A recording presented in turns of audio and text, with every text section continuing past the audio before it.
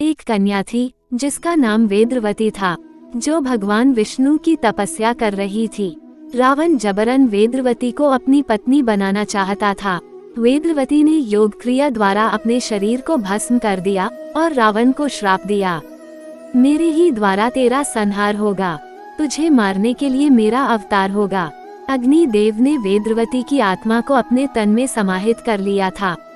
एक दिन पंचवटी में मारीच नामक राक्षस का वध करने के लिए भगवान राम आश्रम से बाहर चले गए। सीता जी के कठोर वचन सुन के लक्ष्मण जी भी राम जी के पीछे पीछे चले गए। लक्ष्मण के जाने के बाद राक्षस राज रावण सीता को हरण करने के लिए आश्रम के समीप आया।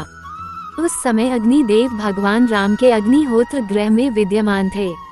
अग्निदेव ने दुष्ट रावण की चेष्टा जान ली और असली सीता को अपने साथ में लेकर पाताल लोक में अपनी पत्नी स्वाहा के पास चले गए और सीता जी को स्वाहा की देख रेख में छोड़ आए थे। उसके बाद अग्निदेव ने वेदवती की आत्मा को अपने तन से अलग करके उससे सीता के समान रूप वाली बना दिया और पर्णशाला में सीता जी के स्थान पर उसे बिठा दिया। रावण उसी का अपहरण करके लंका में ले गया था। तदंतर रावण वध के बाद अग्नि परीक्षा के समय उसी वेदवती ने अग्नि में प्रवेश किया। उस समय अग्निदेव ने स्वाहा के समीप छोड़कर आए जनकनंदनी सीता रूपा लक्ष्मी को सुरक्षित लाकर पुनः श्री राम जी को सौंप दिया और वेदवती रूपी छाया सीता को अपने तन में समाहित कर लिया।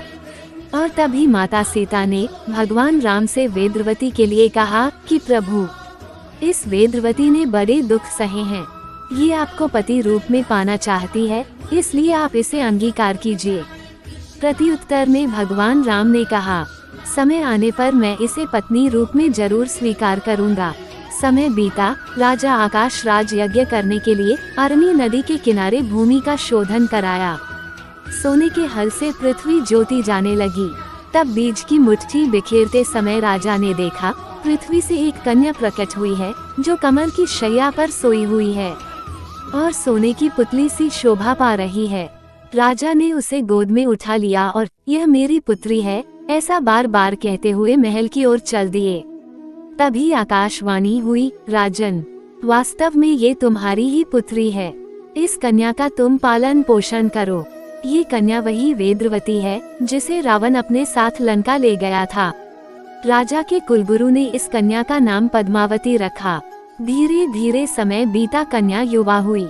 कन्या का विवाह वेंकटाचल निवासी श्री हरि से हुआ, जो भगवान विष्णु के अवतार थे।